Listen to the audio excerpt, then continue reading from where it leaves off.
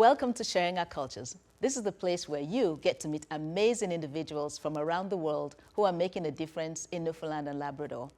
In today's episode, you'll get to meet Ijeoma, Clare, Igini, and learn all about food safety.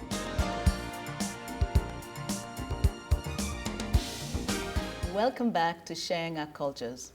Joining me today is Ijeoma, Clare, Igini. Welcome to Sharing Our Cultures. Thank you so much, Loidata. I'm glad to be here. Right, it's great to have you. Thank you. Right, there's been a lot of conversation around food safety lately or food insecurity, and we know that you have a lot of knowledge that we want to glean from today. So tell us what we need to know about food safety. Okay, I would like to talk about the food traceability and public health. Okay. So food traceability is a process by which food and all ingredients are being traced through their supply chain, from the farm to the processing, to the manufacturing, to the distribution, and up to the end point, which is the consumption. The importance of a good traceability system is to make sure that when there's a food outborne, a food disease outbreak, it's easy to trace back and forth where the problem is coming from. Okay. In the mid-80s, there was an incident that happened in the Great Britain, and what happened was there was a mad cow disease, and there was a food-borne outbreak. Actually, what caused the problem was because these cows were being fed with infected sheep remains that had a brain disease. So when these cows, they were fed with this, and the consumers also consumed this product, it became a problem. So, and also a good traceability system is important, because when you look at the society today, sometimes you find out that there are food frauds, mislabeling on our products, and food contamination, which could lead to food poisoning and food disease outbreak. So it's also important to have an effective traceability system where people can see and where people can say, okay, this is where the food I'm eating comes from. This is the way it is being processed. This is the time and it was being packaged, and this is how it's being shipped. So looking at traceability system is really important, and there are two applications that are being used as of today. One is the barcode system, and the other one is the radio frequency. The barcode system is usually used on food products, while the radio frequency is used on animals. Food traceability system encompasses a lot of areas. It doesn't matter so far you handle food, whether you're importing, whether you're exporting, whether you're distributing food, whether you're selling food. It's important to have a good traceability system. Okay. So how do you get that? Like, how does that work? Exactly. So when you go to the grocery store and you buy your vegetables, you buy your fruits, you buy your packaged products, you will see a label on it, a labeling code. That labeling code, it can give you the origin where that product comes from. It can give you the how this product is being packaged, the process around this food product. So people get to know, especially when there's a foodborne outbreak, that this is what we've eaten, this is where it falls short. Because when you look at the news today, you go on the internet, there's a lot of food recalls happening, So people need to know how these foods are being processed. Okay, so if food is coming, say, from somewhere as far away as Mexico or Chile or South Africa. Yes. Is that how is that being traced? Like, what's the process of that actually happening? That is where the traceability system comes in. So every business needs to have it. There's like this barcode I just mentioned, you need to have it. So is an app. It's not just something so there's a process to it. You need to have that application for you to be able to trace and see where the origin of this farm, the farmer that identified the grower, be able to know the processes that went around the production of this food, and maybe the packaging and the shipping and all that. Okay. So how can I ensure my food safety as a consumer? So I go to the supermarket and I purchase, as you say, fruit, vegetables, or meat, and I bring that home. How would I know as an individual that what I'm eating is not contaminated? If it's contaminated, of course, the producer, the manufacturer that made it, they have a quality control system. They have a quality assurance person that will be able to, that all these products go through the quality control before it goes out to the consumer. It goes out to the grocery store and the consumer buys it, and then, yeah. But sometimes we hear that there's a recall because there's E. coli bacteria in the food or salmonella poisoning the food. So, but sometimes by the time the consumer learns about that, they've probably already consumed it. So how can we avoid that happening? That's the essence of the food traceability system we're still referring to. So there's need for a robust and an effective traceability system to come in place so that there will be a reduction of cost. Because when people get sick, the hospital has to take them in, there will be a reduction of cost, there will be a reduction of waste. So this is something that still needs to be worked on, to make it available to everyone that they can easily trace the food products that they eat. Okay. So then the onus is on the food producers to make sure that, like as you mentioned, the example of what happened with the mad cow disease, so to make sure that they're not using or, there's safety around their production that doesn't end up causing diseases for humans. Exactly. So is the responsibility of those producing the food to make sure that at each point that this food, even from the farm, through the processing, through the production, through the manufacturing, distribution, each point there's a quality control, there's a critical point that is being examined to make sure that that the processes are being monitored and it doesn't, there's no food contamination in the process before it gets to the final consumer.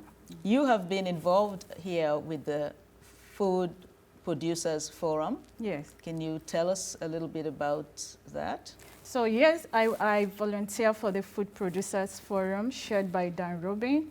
I've been with this group since 2019, and it's something that helps me to, use my skills, the education I have in food safety to let people create awareness, let people know that, what food safety is all about. And the web page also have other sections in it, not just the food safety area. It has the soil aspect of it. So it has a lot of different areas where people come in and they write their articles so you can read up on it. Mm-hmm. And they hold conferences every year. Okay. So now a lot of people have been working on backyard farms and producing food for themselves, right? Correct. Yeah. So how would they determine that their food is safe? What's the process in place for them? So they have to, as a farmer, before you produce foods that people will have to consume, you have to make sure that your quality control is up to date. So you see people hiring food safety specialists, HACCP coordinators, so people that have an idea of what it entails, what quality control entails.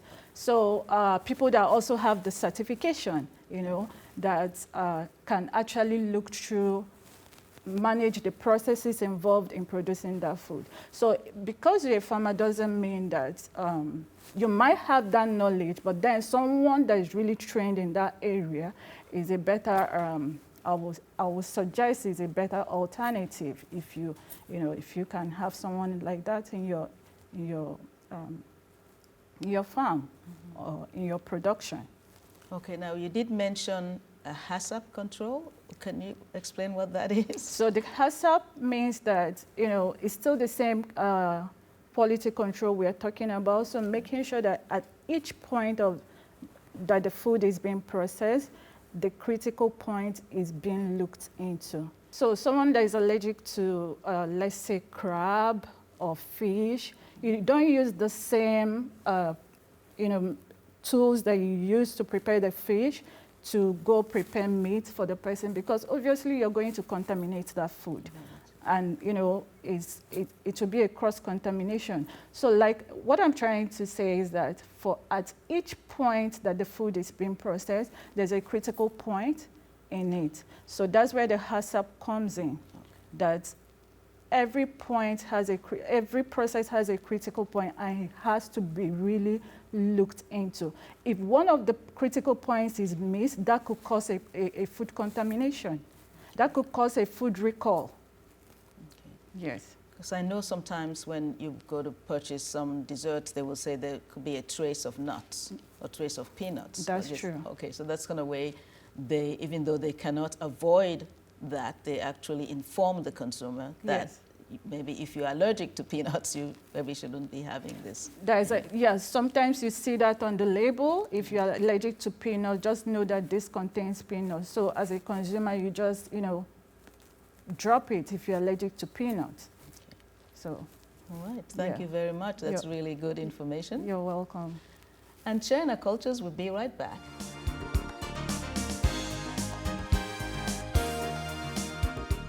Welcome back to Sharing Our Cultures. We're going to continue our conversation now with Ijeoma, and we're going to find out a little bit more about her and coming here to Newfoundland Labrador. So tell us about that. Oh, okay. Thank you so much, Lloydetta. Actually, I came in here the fall of 2018 to study food safety at the Marine Institute. And I would say my experience, everybody's experience is different. Mr. A experience is different from Mr. B experience, different from Mr. C experience. So, but my own experience when I came in, because I came from a warm country, the weather was a bit cold. It was getting cold at the time I came in. So, at some point I was like, are you sure? Are you sure I could get through this cold? Maybe I should be going back home. But when I see people here and I see the way I see their positive mindset, I had to keep pushing through. And, my immigrant experience was not, I had a very wonderful immigrant experience, because I happened to meet this amazing couple from Newfoundland here, Barry Constantine and Sharon Skinner. And, they're like parents to me. They were really amazing. They've been of immense help to me. And they helped me to adjust to the culture. They helped me to adjust to the weather. And, okay, so coming to my education, I do have a bachelor's degree in microbiology from the University of Port Harcourt, Nigeria. And after that, I proceeded to get my master's degree from the Cardiff Metropolitan University. I did a master's degree in biomedical sciences with the option of medical microbiology. So it was my own deterred passion about food safety that got me to come to Newfoundland Marine Institute to study food safety. And I love subsistence farming, raising poultry, So these are things that I do love doing back home. Mm-hmm. I'm thinking about when immigrants come here, food is really important to them. How were you able to manage, did you get all the ingredients you would have used at home when you came here for preparing meals for yourself? When I came here, I went to the grocery store, and when I saw things like cultural food like okra I saw things like plantain. I was really excited, you know. But then I realized that it's not just my country that eats okra. It's not just my own country that eats plantain. So people from Asia, people from other countries, they also eat all these things. So now the thing is, sometimes there's not an abundant supply of these our cultural foods. And you wonder why, because most times I go to the grocery stores, I don't see this okra. Yeah, because I think I went and bought them all. Because I usually call up and say, what day is okra coming today? And they say, oh, it will be here on Tuesdays. And Tuesday, first thing in the morning, the store opens. I'm there for it. So I, guilty as charged, I'm some of the people who get the food long before others can get to it. But I do leave a lot more for everyone else, though, yes. But there's not an abundance of the various types of foods that people want to have here. That's true. Yeah. And, you know, it's something that I would appeal to the agriculturists to, you know, to work on producing more of these cultural foods so that when immigrants come here, it will not be like they are not, you know, even though they're not in their home country, but when they see their cultural foods, you know, they will feel like they're more at home, because it will be easy to have access to all those cultural foods. So these are just the ones I know that, you know, that I eat, and also other countries, you know, other immigrant countries eat. There are a lot of foods that are, you know, that I would love to see here. You know, I won't like to, as much as I want to try other foods, I still want to, like, you know, if it's possible that such foods could be placed in the grocery stores. Yeah. Maybe we should approach some of the farmers and see if they can grow some of those foods here, which would make it a lot cheaper. Because I noticed that the cost of even okra that you're mentioning is really expensive. That's true. And sometimes when I go out to the checkout and they sort of look at it and look at how much I'm paying, I always say to them, it is worth every bit of it. It's worth how much I have to pay. So that sort of process of getting farmers more knowledgeable about the foods, because when you think about it, Newfoundland Labrador is becoming more and more culturally diverse, and as the province opens up to immigrants coming in here, that is an area where we really would like to see resources made available for us to actually feel home and feel at home and feel a sense of belonging here, when we can actually have our own meals and ingredients to prepare meals that we're used to. And, you know, there's also you know, we do understand that during winter season, it's hard to grow these things. It's only like during the, you know, when the cold is not too much, but there's also this hydroponic farming that people do right now. So if with a lot of people going into hydroponic farming, there will be an abundance of not just, you know, a lot of food, a variety of foods, cultural foods that we can see in the grocery stores. Yeah, that will be really helpful, and people could maybe even have the opportunity to grow foods for themselves. That's true. Yeah. Okay.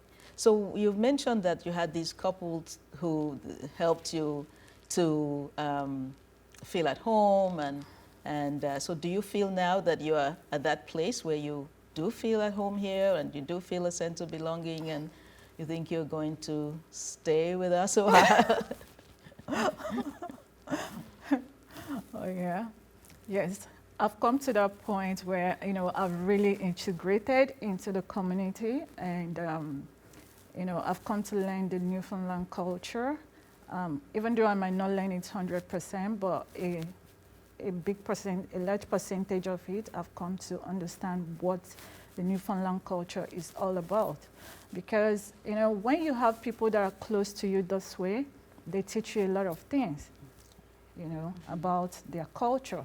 Okay. How about the and food? You also teach them about your culture as well. Yeah. Okay. So have you learned a lot about the Newfoundland foods, like? Yes, I have. Tell us about which ones you know, which ones you like, which ones you can prepare. Okay, I know about the Jigs dinner. Okay. The Jigs dinner, yes, is It's something that they prepare during festive periods because it takes a lot of time. I remember during one of the Christmases, Christmas times, I had that, with the Barry and Sharon, their family. And I also know that when it's time for Good Friday, they only have the fish and chips. And that's something I really like, Okay. So the one I can prepare, I'm still trying, I'm still getting there. Haven't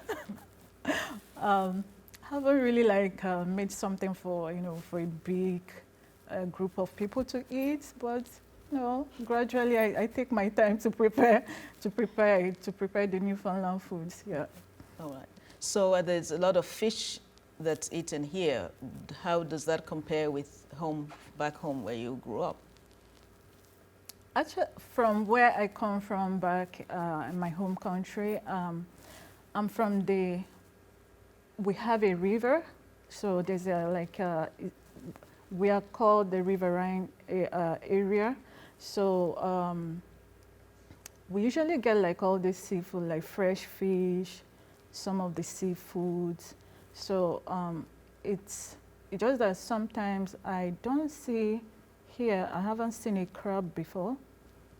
Okay. But back home we get crabs. Okay. There are some seafoods that we get back home that we don't see here. Okay, Yeah. all right. But still, whatever is here, you're able to prepare that like you would when you were home. Yes. Okay. I love the seafood a lot. Mm-hmm. Yeah. Okay. What else do you love about living here? Well, I love the fact that the people are nice, they're friendly, which I understand from, my friends that have moved also outside of the province. They said it's not where they are is not as friendly as, when they used to be in Newfoundland. So, and Newfoundland is also calm, It's a place that you can raise your family. Easily raise your family without any fear or, yeah. Mm-hmm. It's naturally beautiful too. Yeah, and they have a lot of trails, exactly. They have a lot of trails, so like up Signal Hill, you see a lot of people come there to take a walk, go through the trails early in the morning or in the evening, any time of the day. And they have a lot of waters, beaches and all that. So it makes the place fun to be. Are you in a place now where you feel that, yes, you've made that decision that you're going to stay here and make here your home? Okay. Because as we mentioned earlier, that some people come here and then they leave, but then when they get to where they are, they realize that the grass is not as green on the other side, and sometimes they come back, other times they don't. Yes. But for people who are thinking that maybe they want to leave here, what would you say to them that they should stay? I would suggest that, weather is number one. The weather can change at any time. So it could change from being sunny right now to being cold. So it can change at any time. Mm-hmm. So for you to be here, I think weather is just the thing about Newfoundland. Every other thing is perfect. Okay. Yes. So if they can just get over the fact that it's going to be cold sometime or you're going to have snow sometime, it's a wonderful place to be. They shouldn't have to be anywhere else but here. But we don't have power over nature. Mm-hmm. So it's something that, naturally happens. It's not something you can hold on to and say, okay, it's sunny now, I want it to be sunny all day. No, it could change. So that's nature for you. Right, wherever you are. Yeah. Okay. So, well, thank you so much. You've taken the time to be here, and I really do appreciate that. And I wish you all the best. You've got so much knowledge and experience about, food safety, food production. I think the province really needs someone like you. So we really hope that you'll get to stay here and use all that knowledge and training that you have to make this a better place for us. Thank you so much, Loidata. Thank you for the opportunity to be here to share my knowledge. I appreciate that. And you're very welcome. Thank you. Sharing Our Cultures will be right back.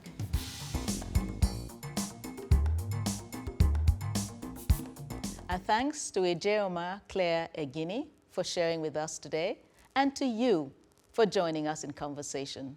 Join us again next time to meet amazing individuals who are making this place a wonderful place to be.